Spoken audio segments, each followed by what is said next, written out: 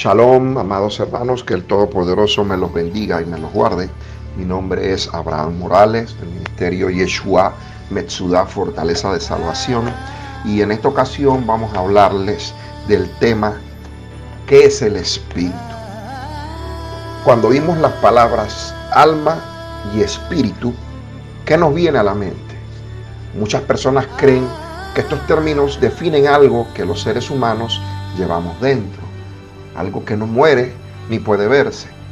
Opinan que cuando fallecemos, esa parte invisible de nosotros se separa del cuerpo y sigue viviendo en un lugar, en algún otro lugar.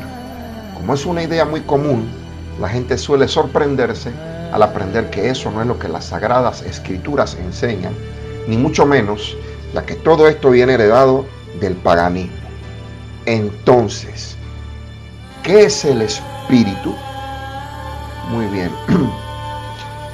Había dos palabras en hebreo que carecían de equivalente en el griego.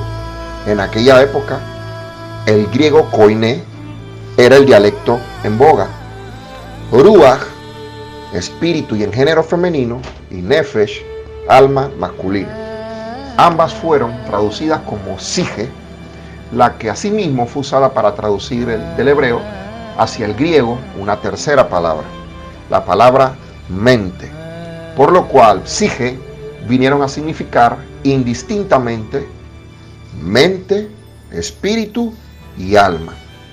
Ruach fue la palabra usada en los textos originales para describir algo que es inmortal y etéreo, contrariamente a nefesh, que se refería a algo material, físico, que podía ser tocado, comido y ciertamente no inmortal.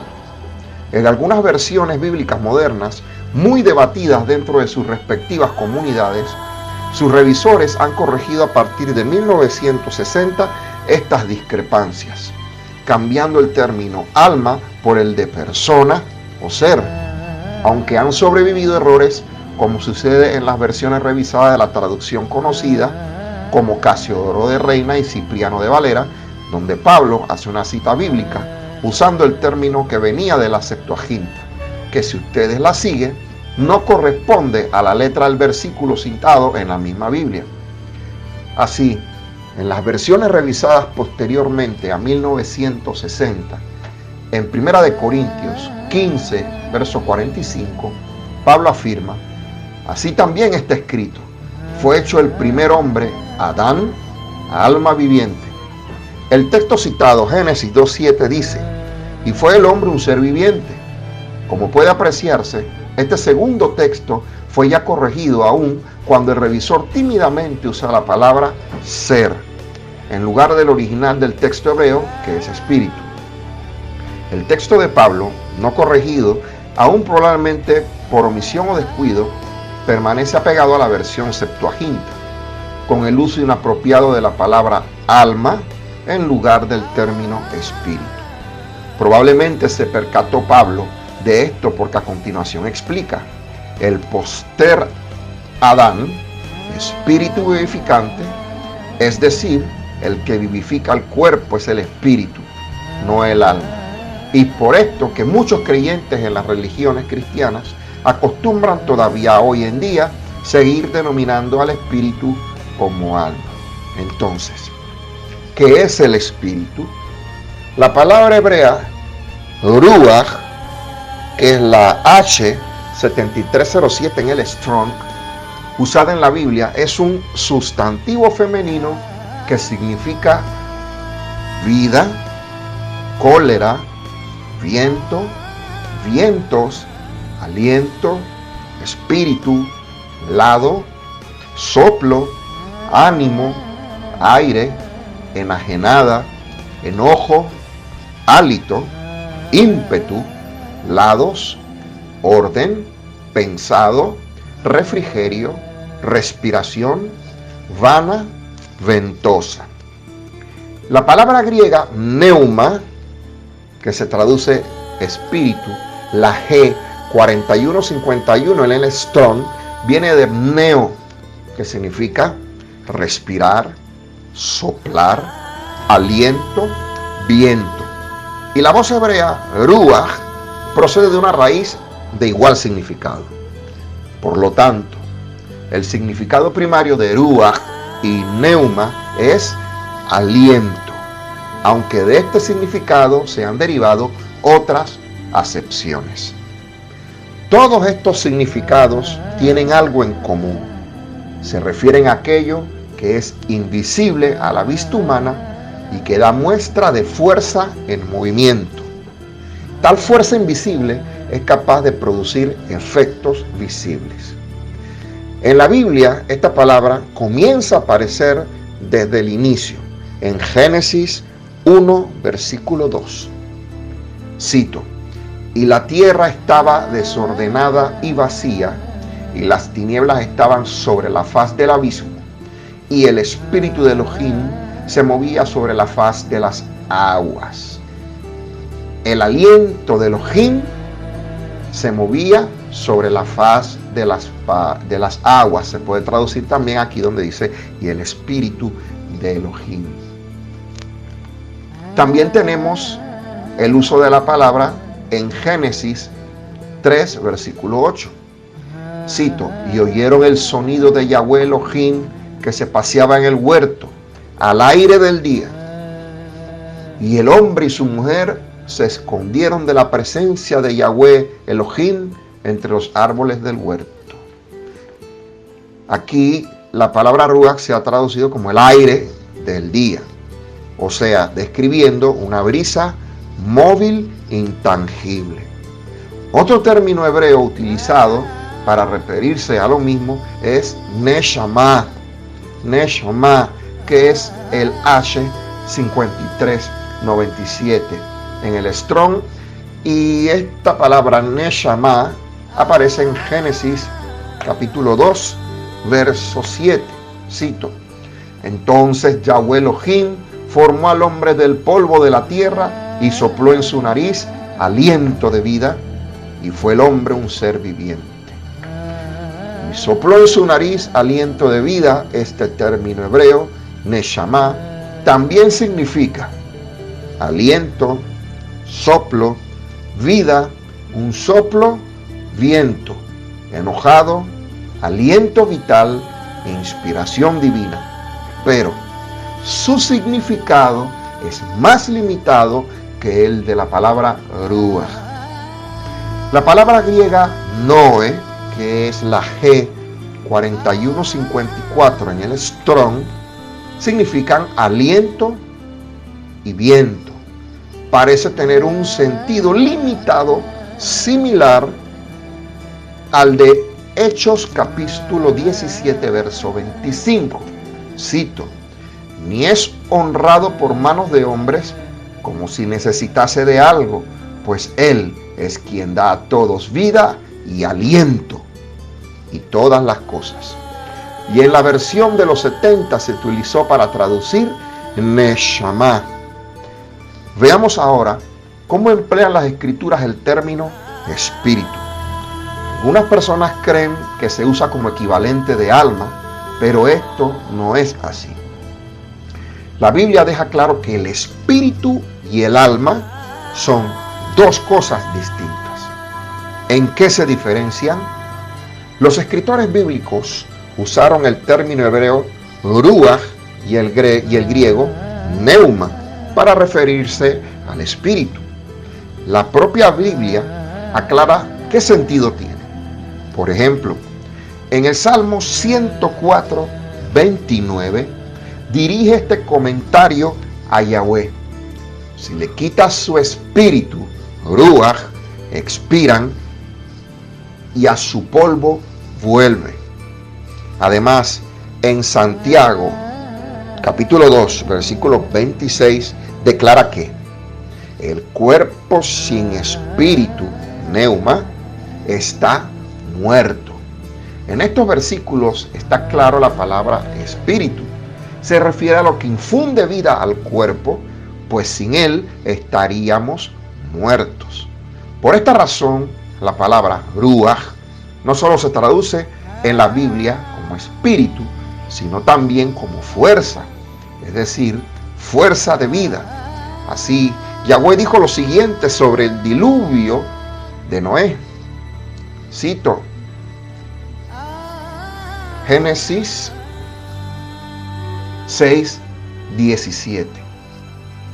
Y he aquí que yo traigo un diluvio de aguas sobre la tierra para destruir toda carne en que haya espíritu, ruaj, de vida, debajo del cielo.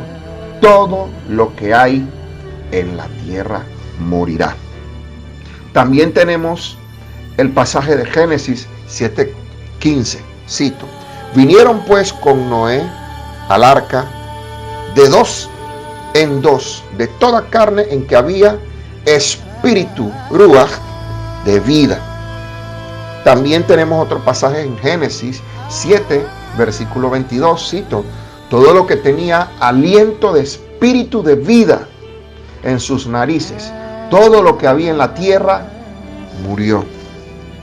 Por consiguiente, el espíritu se refiere a una fuerza invisible, a ese soplo de la vida que anima a todas las criaturas. El alma no es lo mismo que el espíritu. El cuerpo necesita el espíritu para funcionar de manera muy parecida a como un aparato de radio necesita la electricidad. Pensemos en un aparato de radio portátil. Cuando le ponemos batería, la electricidad almacenada en ellas pone en marcha el aparato. Sin pilas, sencillamente no funciona. Y ese es también el caso de los aparatos de radio que se conectan a un enchufe. Pues bien, ocurre algo parecido con el espíritu. Es la fuerza que imparte vida al cuerpo. Lo mismo que la electricidad, no tiene sentimientos ni puede pensar. En efecto, el espíritu es una fuerza impersonal. Sin embargo, cuando nuestros cuerpos dejan de tener el espíritu o fuerza vital, ocurre como dijo el salmista: expiran y a su polvo vuelven. En Eclesiastés 12:7 dice que al morir el hombre, el polvo del cuerpo vuelve a la tierra juntamente como sucedía que era, y el espíritu mismo vuelve al Elohim verdadero que lo dio. Cuando el espíritu, fuerza vital, abandona el cuerpo, éste muere y regresa a su origen, la tierra. De igual modo, la fuerza vital regresa a su origen, que es el Todopoderoso, y esto lo podemos ver en pasajes como Job 34:14. Cito: si él pusiese sobre el hombre su corazón y recogiese así su espíritu, ruaj, y su aliento, toda carne perecería juntamente y el hombre volvería al polvo. También lo podemos ver en el Salmo 36:9, porque contigo está el manantial de la vida, en tu luz veremos la luz. El poder divino es lo único que puede devolver a alguien el espíritu o la fuerza vital de modo que vuelva a vivir. Utilizando ahora la palabra ruaj, pero como viento, examinaremos primero el sentido que tal vez sea de más fácil comprensión. El contexto muestra en muchos casos que ruaj significa viento, como el viento del este en Éxodo 10:13, o los 4 vientos, Zacarías 2:6, el que se hable en el contexto de nubes, tormenta o llevarse la paja u otro objeto de naturaleza similar suele indicar este sentido. Por ejemplo, Números 11:31, Primera de Reyes 18:45, Primera de Reyes 19:11, Job 21:18. Debido a que los 4 vientos se utilizan para referirse a las 4 direcciones, este, oeste, norte y sur, a veces ruaj se puede traducir por dirección o lado.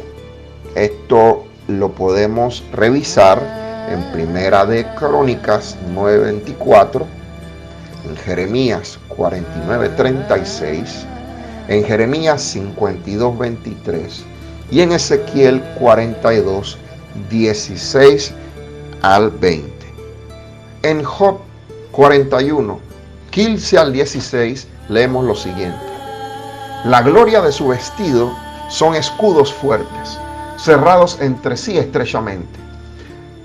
Él no se junta con el otro, que viento no entra entre ellos. Dice con respecto a las escamas apretadas de Leviatán, que ni siquiera el aire puede entrar entre ellas. Aquí Ruach representa de nuevo aire en movimiento, a diferencia del aire quieto o inerte. De modo que está presente la idea de fuerza invisible, la característica basada del término hebreo Ruach. El único lugar de las escrituras griegas cristianas donde se usa la palabra neuma en el sentido de viento es en Juan 3:8. Cito: el viento sopla de donde quiere y oyes su sonido, mas ni sabes de dónde viene ni a dónde va. Así es todo aquel que es nacido del Espíritu. El hombre no puede controlar el viento, no puede dirigirlo, contenerlo o poseerlo. Debido a esto, el viento, Ruach, con frecuencia representa lo incontrolable o inalcanzable del hombre, lo elusivo, transitorio, vano o de ningún beneficio verdadero.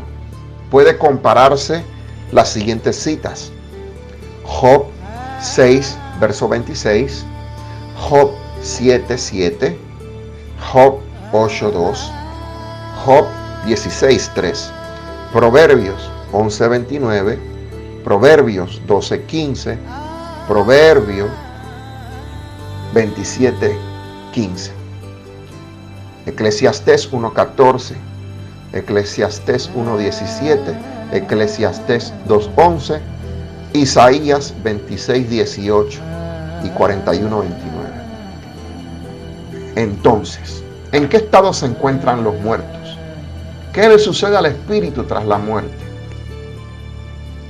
Cuando el primer hombre, Adán, desobedeció deliberadamente el mandato divino, Dios le dijo: con el sudor de tu rostro comerás pan hasta que vuelvas al suelo, porque de él fuiste tomado, porque polvo eres y a polvo volverás.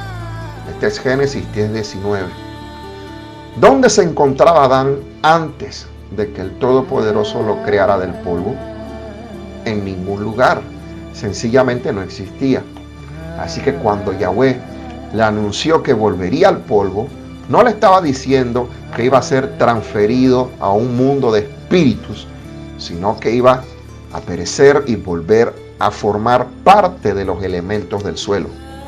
Al morir, regresaría a un estado de inexistencia. De modo que su castigo fue la muerte, o sea, la ausencia de vida, no el paso a otro mundo. Esto lo podemos ver en Romanos 6:23. ¿Qué puede decirse de las demás personas fallecidas?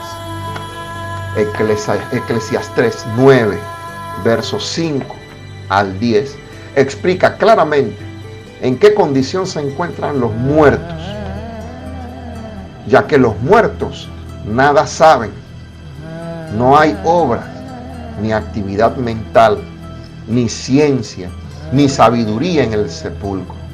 Por lo tanto, la muerte es sinónimo de inexistencia. El salmista escribió que cuando alguien muere, sale su espíritu, Ruach, él vuelve al suelo. En ese día, de veras, perecen sus pensamientos. Salmo 146:4. Queda claro, pues, que los muertos ya no existen. No saben nada. No pueden vernos, ni oírnos, ni hablarnos. No pueden ayudarnos, ni hacernos daños, por lo que no hay ninguna razón para temerlos.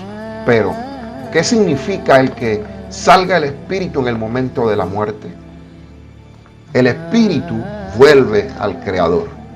La Biblia indica que cuando la persona muere, el espíritu mismo vuelve al Creador verdadero que lo dio. Eclesiastés 12:7. Quiere decir esto que una entidad espiritual viaja literalmente a través del espacio hasta encontrarse en presencia de Elohim. Desde luego que no. En la Biblia el verbo volver no denota necesariamente un movimiento real de un lugar a otro.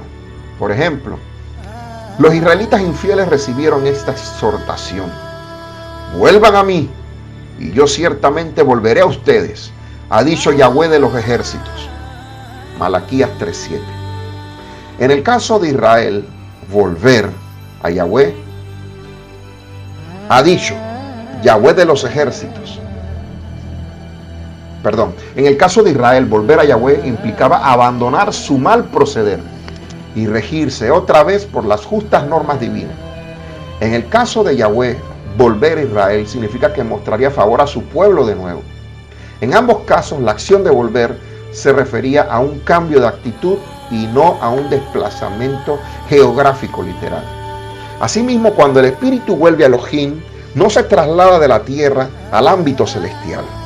Una vez que la persona pierde esa fuerza de vida, solo el Altísimo tiene la capacidad de devolvérsela.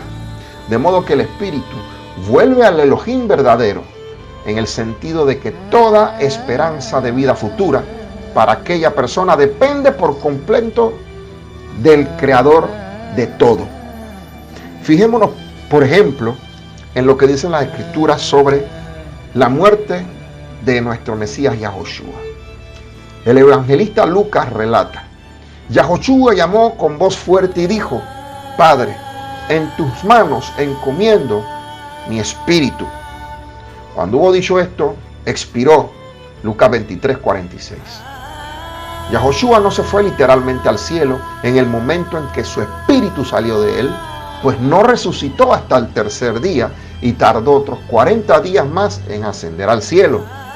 Hechos 1, 3 y 9. Más bien, cuando estaba a punto de morir, Yahoshua dejó su espíritu en manos de su Padre, con la total confianza de que Yahweh podía devolverle la vida. En efecto, Elohim puede hacer que alguien viva de nuevo. Salmo 104:30. Qué maravillosa perspectiva se presenta entre nosotros. El hijo de Elohim, el hijo unigénito de Elohim, la palabra era un espíritu como su padre, existía en la forma divina. Filipenses 2, 5 al 8. Pero vino después a ser carne y residió entre la humanidad como hombre. Juan 1, 14. Cuando terminó su derrotero terrestre, fue muerto en la carne, pero hecho vivo en el espíritu. Primera de Pedro 3:18. Su Padre lo resucitó y le concedió la solicitud de ser glorificado junto con él, con la gloria que había tenido en su condición prehumana. Juan 17:4, 5. Haciendo que llegara a ser un espíritu dador de vida. Primera de Corintios 15:45. Por lo tanto, el Hijo llegó a ser de nuevo invisible a la vista humana, morando en luz inaccesible, a quien ninguno de los hombres ha visto ni puede ver. Primera de Timoteo 6:14 al 16. Otras criaturas celestiales. A los ángeles se les designa con los términos Ruach y Neuma en varios textos. Primera de Reyes 22:21. Cito: y salió un espíritu y se puso delante de Yahweh y dijo: yo induciré. Y Yahweh le dijo: ¿de qué manera? Él dijo: yo saldré y seré espíritu de mentira en boca de todos sus profetas. Y él dijo: le inducirás y aún lo conseguirás. Ve pues y hazlo así. Otro pasaje es Ezequiel 3:12. Cito: y me levantó el espíritu y oí detrás de mí una voz de gran estruendo que decía: bendita sea la gloria de Yahweh desde su lugar. Otro pasaje, Ezequiel 3:14. Me levantó pues el espíritu y me tomó, y fui en amargura, en la indignación de mi espíritu, pero la mano de Yahweh era fuerte sobre mí. Más referencias, véase Ezequiel 8:3, Ezequiel 11:1, Ezequiel 43:5, Hechos 23:8, Hechos 23:9, Primera de Pedro 3:19 al 20. En las escrituras griegas, la mayoría de tales referencias tienen que ver con criaturas, espíritus inicuos, o sea, demonios. Pueden verse en Mateo 8:16, Mateo 10:1, Mateo 12:43 al 45, en Marcos 1:23, Marcos 1:27, Marcos 3:11, Marcos 3:12, Marcos 3:30. El Salmo 104:4 dice que Elohim hace a sus ángeles espíritus y a sus ministros un fuego devorador. Muchas traducciones lo vierten de manera que dice: tomas por mensajeros a los vientos y las llamas del fuego por ministros, o algo similar.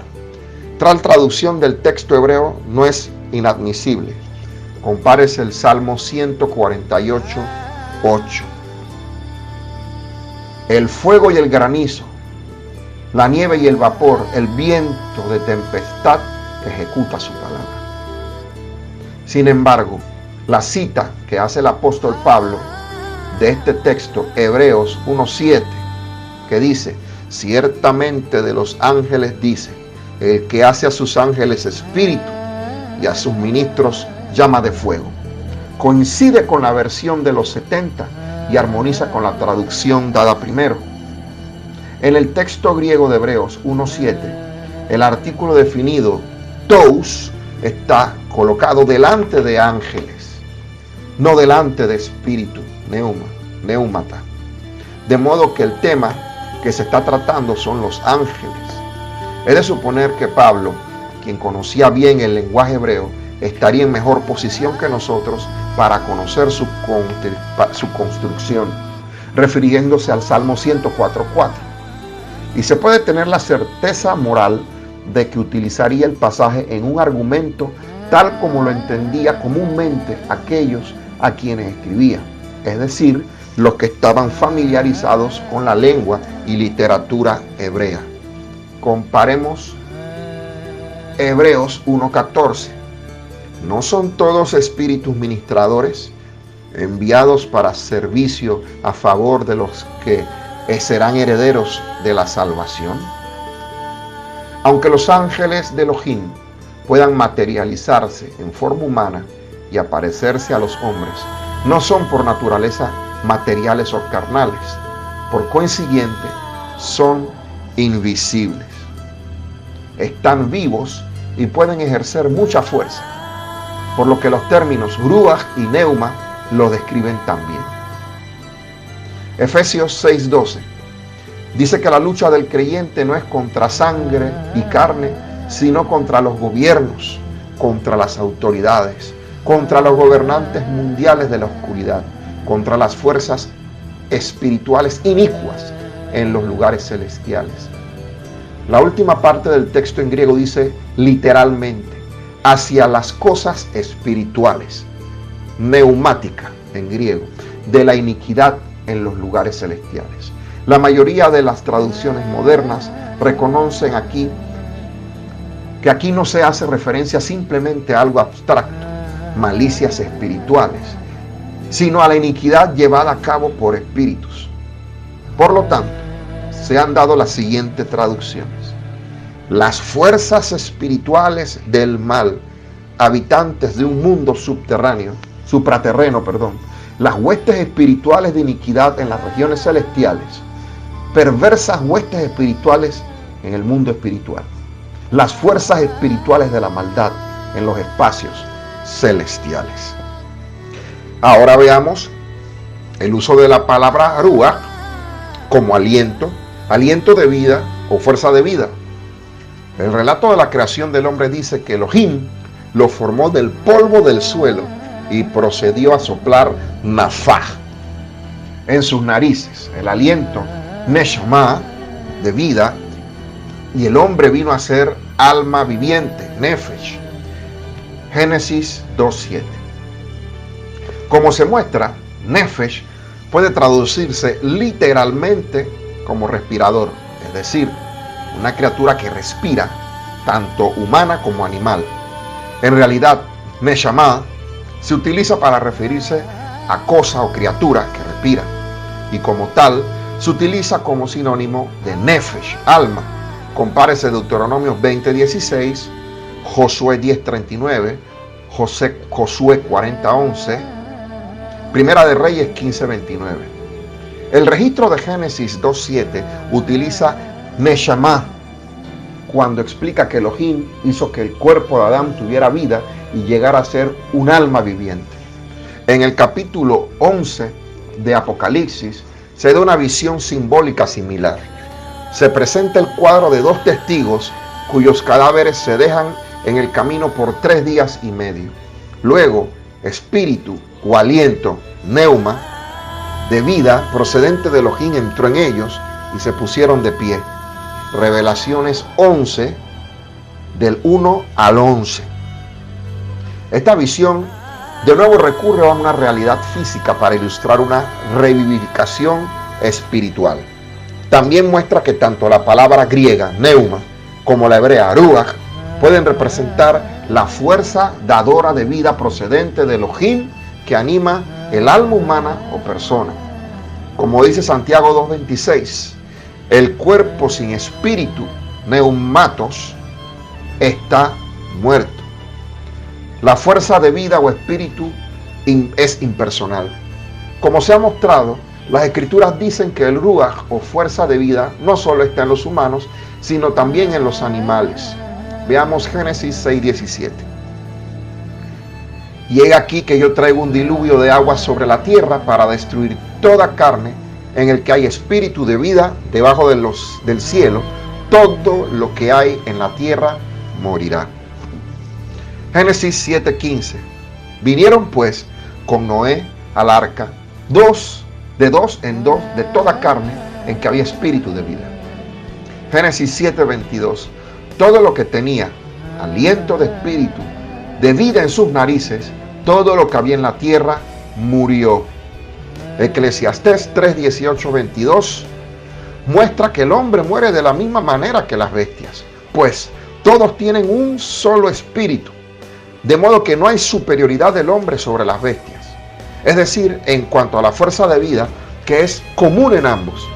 Siendo así, resulta evidente que el espíritu o la fuerza de vida, ruach, utilizada en este sentido, es impersonal. Ruach utilizado como corazón y espíritu. Con frecuencia se relaciona el corazón con el espíritu. Como el corazón figurado tiene capacidad para pensar y motivar, y es el aliento de las emociones y los efectos, debe desempeñar un papel importante en el desarrollo del espíritu, la inclinación mental impelente de la persona.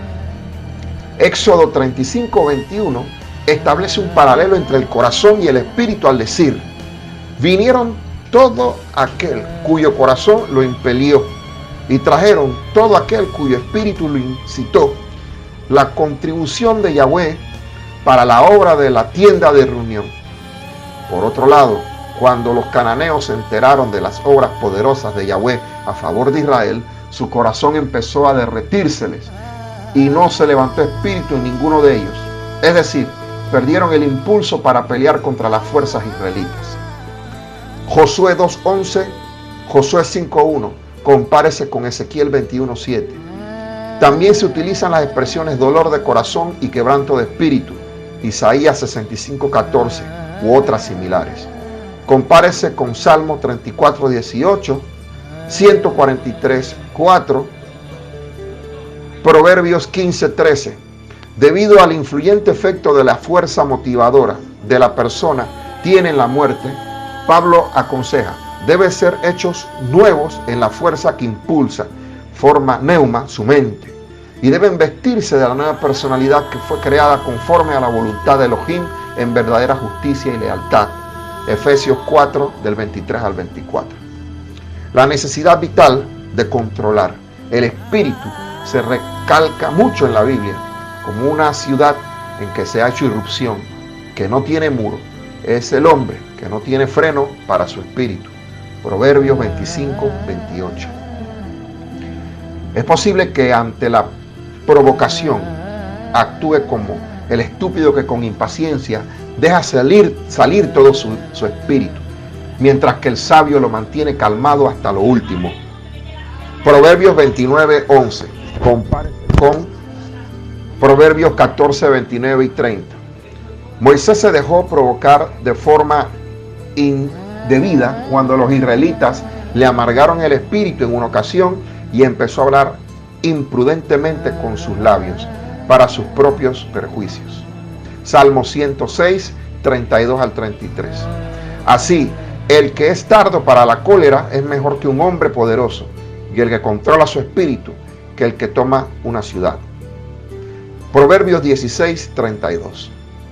La humildad es esencial en este respecto, y el que es humilde de espíritu se asirá de la gloria. Proverbios 29, 23. El conocimiento y el discernimiento mantiene a un hombre sereno de espíritu, con control de la lengua. Proverbios 17, 27, Proverbios 15, 4. Yahweh está evaluando los espíritus y juzga a los que no guardan respecto a su espíritu. Proverbios 16, 2, Malaquías 2, 14 al 16. El espíritu de un grupo de personas. Así como un individuo puede mostrar cierto espíritu, un grupo de personas también puede manifestar cierto espíritu, una inclinación mental impelente. Gálatas 6:18, Primera de Tesalonicenses 5:23. La asamblea de Yahweh tenía que estar unida en un espíritu reflejando el espíritu de su cabeza, nuestro Mesías Yahushua. Segunda de Corintios 11:4, Filipenses 1:27, compárese con Segunda de Corintios 12:18 y Filipenses 2:19 al 21. Pablo hace un contraste entre el espíritu del mundo y el espíritu de Elohim. Primera de Corintios 2:12. Bajo el control del adversario de Elohim. Primera de Juan 5:19. El mundo demuestra un espíritu de complacencia con los deseos de la carne caída, de egoísmo, que lleva a la enemistad con Elohim. Efesios 2, 1 al 3. Santiago 4, 5. Como en el caso del Israel infiel, la motivación inmunda del sistema promueve fornicación, tanto física como espiritual, e idolatría. Véase Oseas 4:12, 4:13, 5:4 y Zacarías 13:2. Y compárese con Segunda de Corintios 7:1. Ok, para concluir, amados hermanos, es importante entender que la idea de dar estas enseñanzas es limpiarnos de lo que hemos aprendido, que no es más que heredado del paganismo. El hebreo, como el griego koiné, son lenguas que una palabra significa muchas cosas. Muchas cosas. El hebreo, sobre todo, es mucho más abarcador, mucho más amplio. Una palabra puede significar muchas cosas, y dependiendo del contexto en que vayamos a utilizarla para traducir un pasaje, entonces utilizamos la definición correcta. En este caso, muy interesante, la palabra alma. ¿Qué es el alma?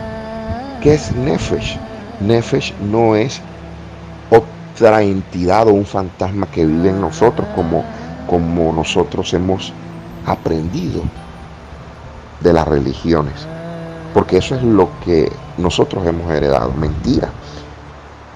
Hemos pensado que dentro de nosotros tenemos un espíritu y tenemos un alma que son tipo fantasma, o que son otras entidades que habitan dentro de nosotros, y cuando morimos el espíritu sale, se va volando tipo fantasma, y el alma también sale volando y se encuentran con el Padre. Pero esto no funciona así.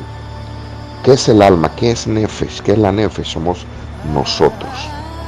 Nosotros somos alma, somos seres vivientes. En cuanto al espíritu, el espíritu es ese soplo, esa energía vital, esa fuerza vital que el Padre nos ha dado para que podamos caminar, podamos andar, podamos pensar. Cuando esa energía vital sale del cuerpo, el alma, la nefesh, simplemente deja de ser, como dice Eclesiastés, y vuelve al polvo, no es inmortal. Y el espíritu, la ruaj, el soplo vital, el aliento vital, esa fuerza, esa energía vital, retorna al Padre, que es el que lo dio. Así de sencillo, sin complicaciones. Entonces estos estudios son importantes porque nos van limpiando, y así vamos nosotros transmitiéndole a nuevas personas que quieren aprender de esto lo correcto. Y esto es importante, y para esto necesitamos ver las escrituras con una mentalidad hebrea y respetar, como ya les hemos dicho, el hebreo y el griego, que son muy amplios en definición, y asimismo, dependiendo de lo que signifique la palabra, respetar el contexto para hacer una traducción, ya que básicamente cuando se encuentra la palabra nefesh, que es lo que han hecho los traductores, a todo le han puesto alma, y cuando se encuentran con la palabra ruach, prácticamente que a todo le ponen espíritu. Y como ya hemos aportado en esta enseñanza, espíritu significa muchas cosas. Así que hasta aquí la enseñanza de qué es el espíritu. Shalom ubrajot, paz y bendiciones.